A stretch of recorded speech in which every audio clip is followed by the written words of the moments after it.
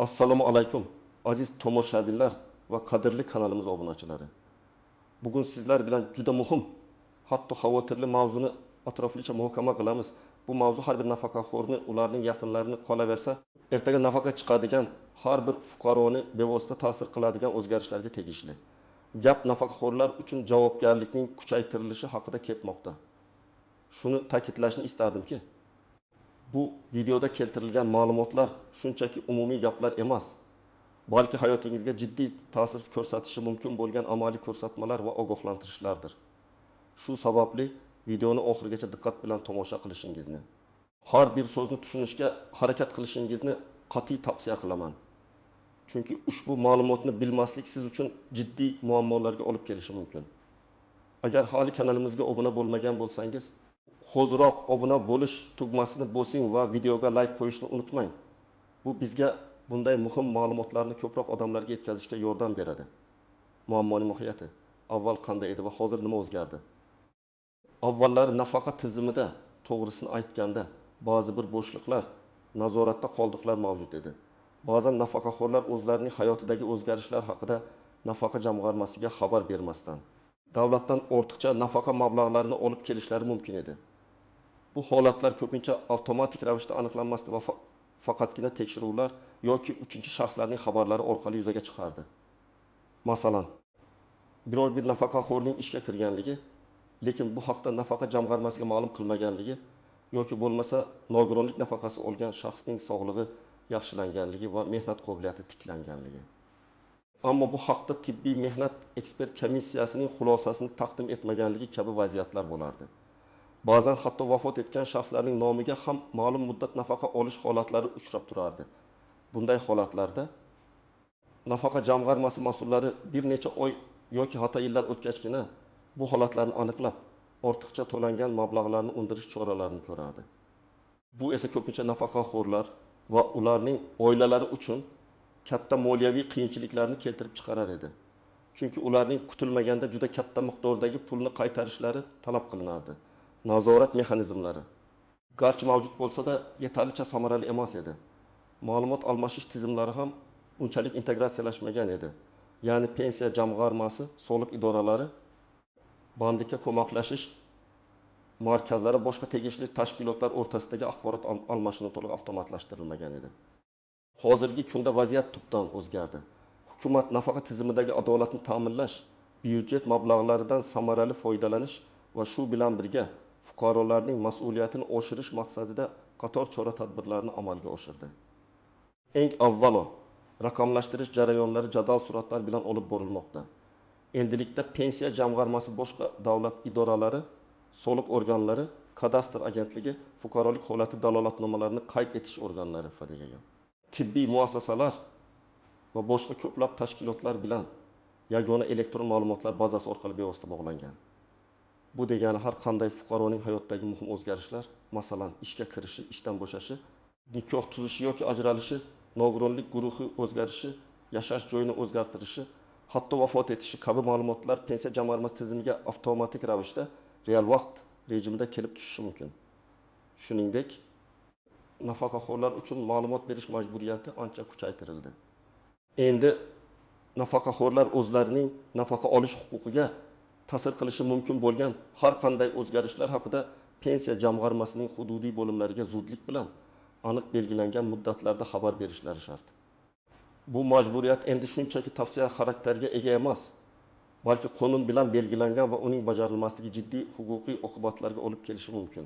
Shu bilan birga ortiqcha to'langan nafaqa mablag'larini undirish mexanizmlari ham soddalashtirildi va tezlashtirildi.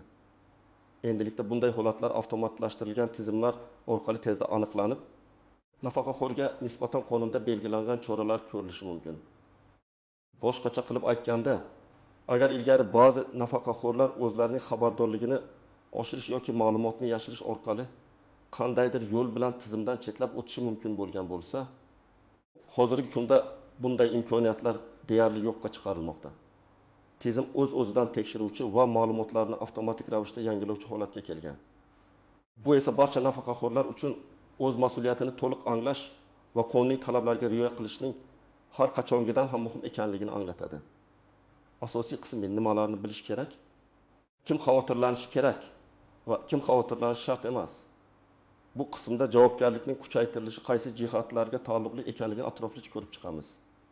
Asosan, javobgarlik nafaqa olish huquqiga ta'sir qiluvchi holatlar haqida pensiya jamg'armasiga o'z vaqtida va to'liq ma'lumot berish majburiyatiga tegishlidir. Kim xavotirlanishi kerak?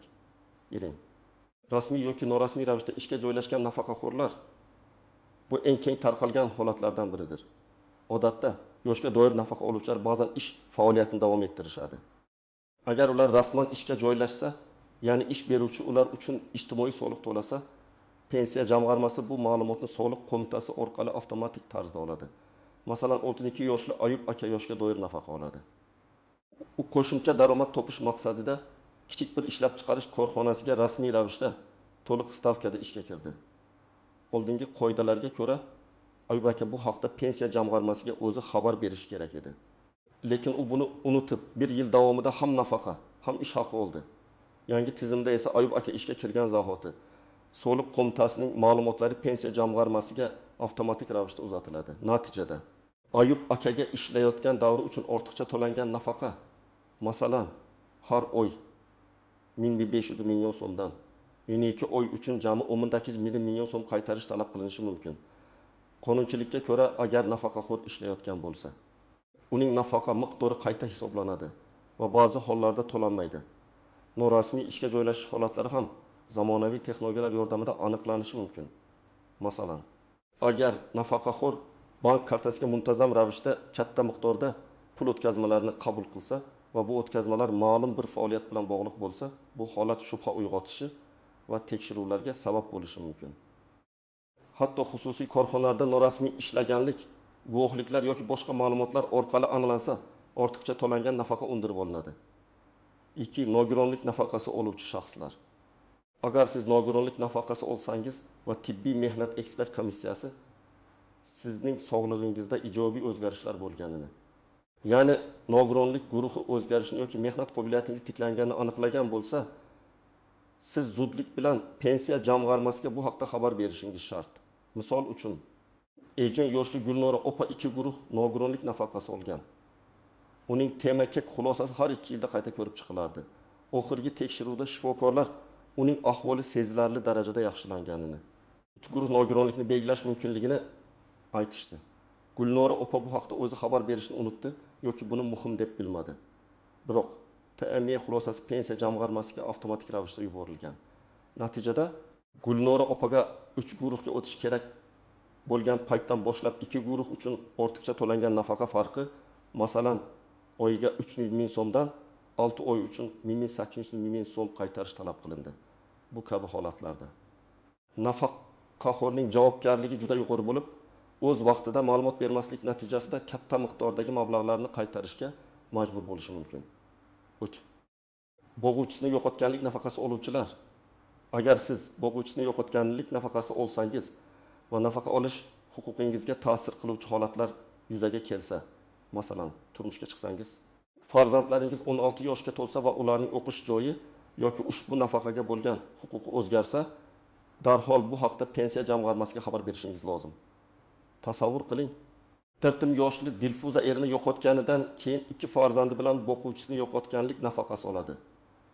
O'g'li 19 yoshga to'lganda oliy ta'lim muassasasiga o'qishga kirmadi va ishga joylashdi. Ammo Dilfuza bu haqda pensiya jamg'armasiga xabar bermadi. Chunki o'g'lining daromadi uning oilaviy byudjetiga katta ta'sir qilmasdi deb o'yladi. 6 oy o'tgach, pensiya jamg'armasi soliq qo'mitasi ma'lumotlari orqali Dilfuzaning o'g'li ishga kirganini aniqladi. Natijada unga o'g'li uchun 6 oy davomida ortiqcha to'langan nafaqa summasi, misol uchun 800 ming so'mdan 200 ming so'm miqdorida qaytarish talab qilinishi mumkin. Qizig'i shundaki, hatto turmush qurgan taqdirda ham, agar turmush o'rtog'i farzandlarni asrab olgan bo'lsa, nafaqa to'lovi to'xtatilishi mumkin. Chunki farzandlar yangi boquvchiga ega bo'ladi. 4. Nafaqa hujjatlarida xatolar yoki ma'lumotlar noto'g'riligi aniqlangan shaxslar. Nafaqa tayinlashda yoki uni to'lashda dastlabki hujjatlardagi xatolar, masalan, noto'g'ri hisoblangan ish staji, yosh yoki daromad ma'lumotlari qayta tekshiruvlar natijasida aniqlanishi mumkin. Bu holatda ham ortiqcha to'langan mablag'lar undirilishi mumkin. Misol uchun aytdi buni yoshli Said aka nafaqa hujjatlarini topshirishda qishloq xo'jaligidagi norasmiy ish stajini hisobga olishda xatolikka yo'l qo'yilganligini bilmagan. Yillar o'tgach pensiya jamg'armasining yangi avtomatlashtirilgan tizimi arxiv hujjatlari bilan solishtirganda ushbu xatolikni aniqladi. Ma'lum bo'lishicha, unga 5 yil davomida har oy ortiqcha 800 million so'mdan nafaqa to'langan. Bu jami 6 ming so'mni tashkil etadi. Va Said akadan bu mablag'ni qaytarish talab qilindi. Bu holatda nafaqaxo'rning aybi bo'lmasa ham ortiqcha to'langan mablag'larni qaytarish majburiyati paydo bo'ladi. Shu bilan birga, agar ma'lumotni qasddan soxtalashtirish holati aniqlansa, bu nafaqaxo'r uchun yanada jiddiy huquqiy oqibatlarga, hatto jinoiy javobgarlikka ham olib kelishi mumkin. Kim xavotirlanishi shart emas. Agar siz doimiy ravishda qonuniy talablarga rioya qilsangiz, hayotingizdagi nafaqa olish huquqiga ta'sir qiluvchi barcha o'zgarishlar haqida pensiya jamg'armasiga o'z vaqtida xabar bersangiz, rasmiy ravishda ishlamasangiz, nogironlik guruhingiz yoki boquvchisini yo'qotganlik nafaqasi olish huquqingizda o'zgarishlar bo'lmagan bo'lsa, siz xavotirlanishga hojat yo'q. Yangi qoidalar asosan shaffoflik va adolatni ta'minlashga qaratilgan bo'lib, vijdonli nafaqaxo'rlar uchun hech qanday qo'shimcha yuklamalar yaratmaydi. Ya'ni agar sizning nafaqa masalalaringiz doimiy qonuniy asosda bo'lsa va hech qanday yashirilgan ma'lumotlar bo'lmasa, bu o'zgarishlar sizga hech qanday salbiy ta'sir ko'rsatmaydi. Aksincha, tizimning shaffofligi sizning nafaqa olish huquqingizni yanada ishonchli himoya qiladi. Asosiy qism 2. Qoidalardagi istisnolar, tuzoqlar va noaniq jihatlar bu bo'limda nafaqa tizimining murakkabroq jihatlarini, ba'zi istisno holatlarni va nafaqaxo'rlar bilish kerak bo'lgan noaniq nuanslarni ko'rib chiqamiz. Bu ma'lumotlar sizni kutilmagan vaziyatlardan himoya qilishga yordam beradi. Istisnolar va o'z vaqtida xabar berish imkoniyatining yo'qligi hayotda turli vaziyatlar yuzaga kelishi mumkin. Masalan, nafaqaxo'rning uzoq muddat kasallik tufayli shifoxonada yotishi, og'ir holatda bo'lishi yoki biror tabiiy ofat tufayli aloqa vositalaridan foydalana olmasligi kabi holatlar.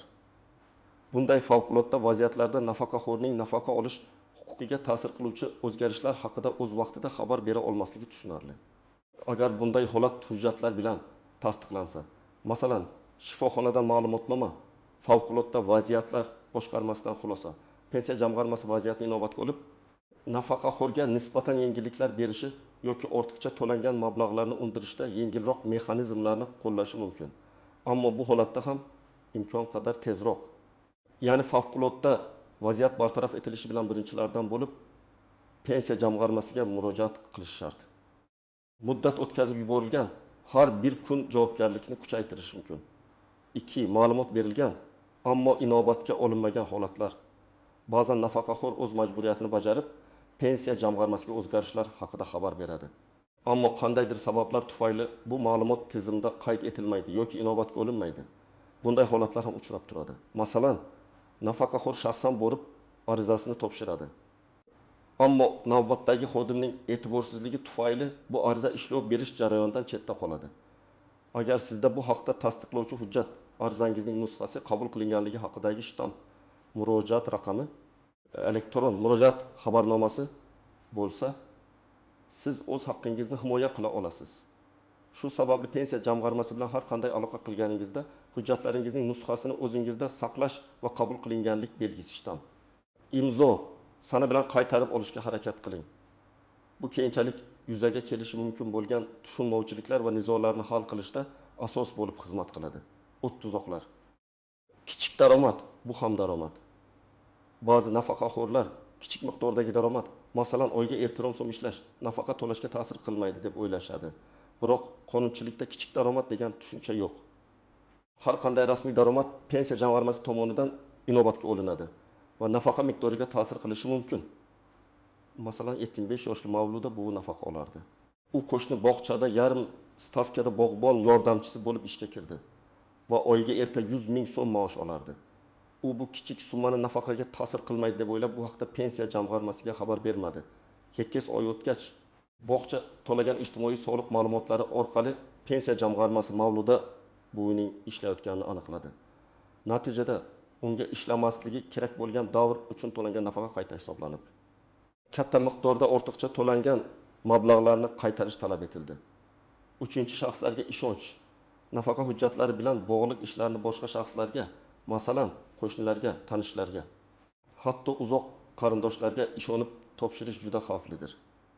Bu shaxslar ma'lumotlarni noto'g'ri taqdim etishi, hujjatlarni yo'qotib qo'yishi yoki sizga tegishli bo'lgan muhim ma'lumotlarni yashirishi mumkin.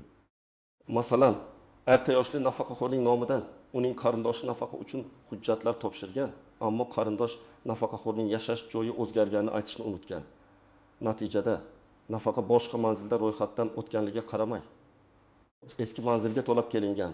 Bu holatda ham keyinchalik ortiqcha to'lovlar aniqlanib, nafaqaxo'rning o'zi javobgarlikka tortiladi. Faqat rasmiy ishonchnoma asosida ish ko'riladigan holatlar bundan mustasno. Aloqa ma'lumotlarini yangilamaslik, telefon raqami yoki yashash manzili o'zgarganda pensiya jamg'armasiga xabar bermaslik ham jiddiy muammolarga olib kelishi mumkin. Agar siz bilan bog'lanish imkoniyati bo'lmasa va sizga tegishli muhim xabarnomalar yetib bormasa, bu keyinchalik sizning zimmangizga tushadigan mas'uliyatni kuchaytiradi. 4. Noaniq nuanslar mahalla fuqarolar yig'inlarining roli. Mahallaning roli ham nafaqaxo'rlar uchun muhim. Mahalla fuqarolar yig'inlari nafaqaxo'rlar hayotidagi o'zgarishlar haqida pensiya jamg'armasiga ma'lumot berish vakolatiga ega. Masalan, agar biror nafaqaxo'r vafot etsa va bu haqda FHDG organlari ma'lumot bermasdan oldin mahalla oqsoqoli xabar bersa, bu ortiqcha to'lovlarni oldini olishga yordam beradi. Agentliklararo ma'lumot almashinuvi. Yuqorida aytib o'tganimizdek, davlat organlari o'rtasidagi ma'lumot almashinuvi to'liq avtomatlashtirilgan. Bu degani sizning turli ma'lumotlaringiz, ish joyi, oilaviy holat, mulk, vafot etganlik haqidagi turli davlat bazalarida mavjud bo'lib, pensiya jamg'armasi ularni osongina tekshirishi mumkin. Qasddan firibgarlik va xato o'rtasidagi farq. Pensiya jamg'armasi va sud organlari ortiqcha to'langan mablag'larni undirishda nafaqaxo'rning harakatlarida qasddan firibgarlik alomatlari bor yo'qligini baholaydi. Agar xato tasodifiy yoki bilmasdan yuz bergan bo'lsa, odatda faqat ortiqcha to'langan summani qaytarish talab qilinadi. Ammo agar qasddan yolg'on ma'lumot berilgani, hujjatlar soxtalashtirilgani yoki ma'lumotlar yashirilgani aniqlansa, nafaqaxo'r ma'muriy yoki hatto jinoiy javobgarlikka tortilishi mumkin. Jinoyat kodeksining tegishli moddalari, masalan, firibgarlik bil 38 modda yoki boshqa shunga o'xshash moddalar qo'llanilishi mumkin.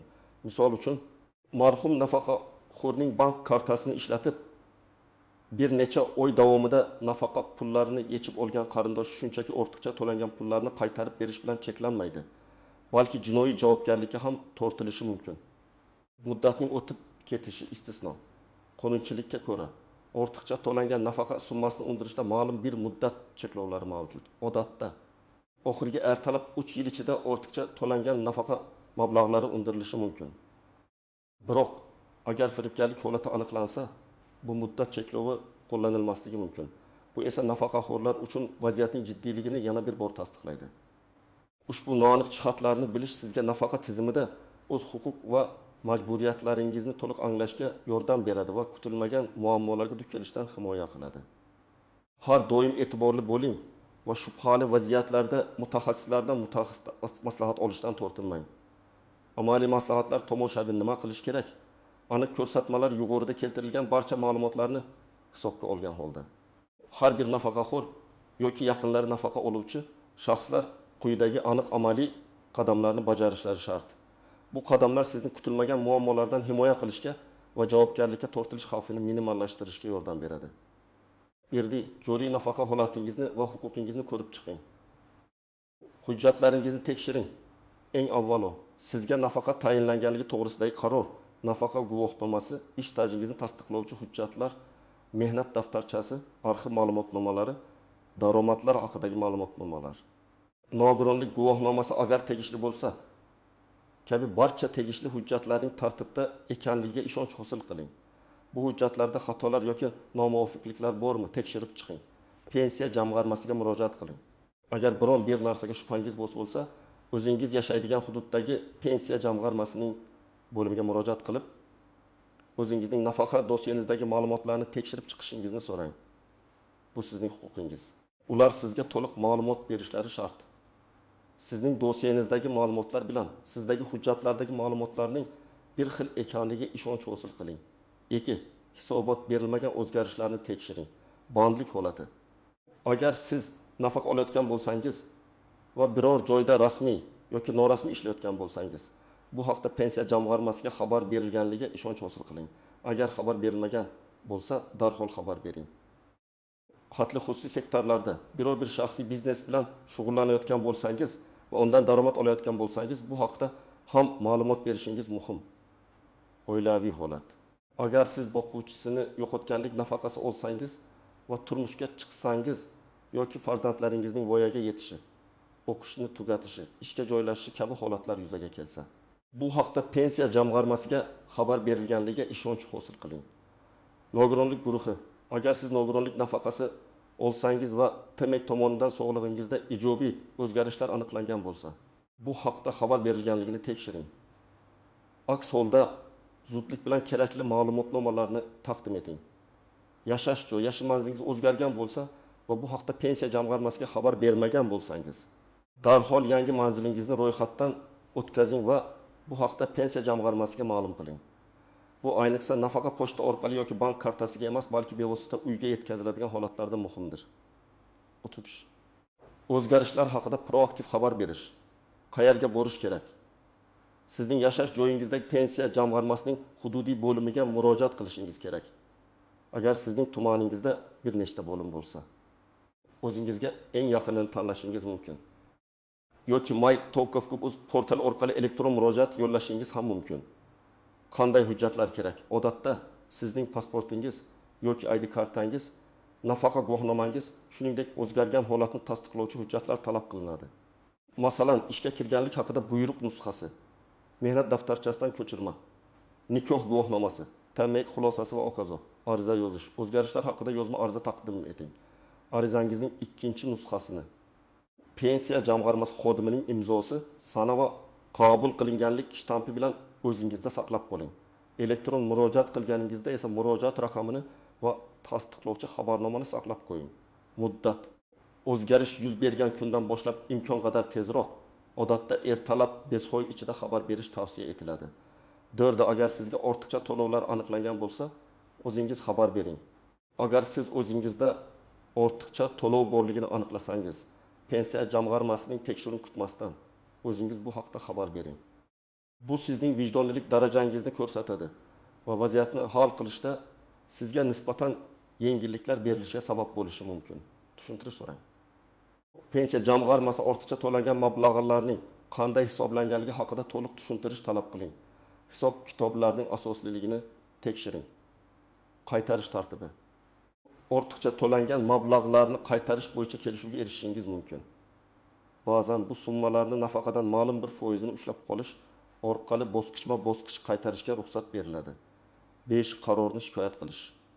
Agar sizga nisbatan qabul qilingan qaror, masalan, nafaqa to'lovini to'xtatish, ortiqcha to'langan mablag'larni undirish, adolatsiz deb hisoblasangiz, siz uni shikoyat qilishingiz mumkin. Yuqori turuvchi organga, pensiya jamg'armasining viloyat bo'limiga yoki respublika pensiya jamg'armasiga yozma murojaat qiling. Sudga, agar yuqori turuvchi organlar ham sizning arizangizni qanoatlantirmasa, siz sudga murojaat qilish huquqiga egasiz. Bunday holatda malakali yurist yordamidan foydalanish tavsiya etiladi. 6. Barcha hujjatlarni saqlang. Pensiya jamg'armasi bilan bo'lgan barcha yozishmalar, arizalar, ma'lumotnomalar, to'lov kvitansiyalari va boshqa hujjatlarni ehtiyotkorlik bilan uzoq muddat saqlang.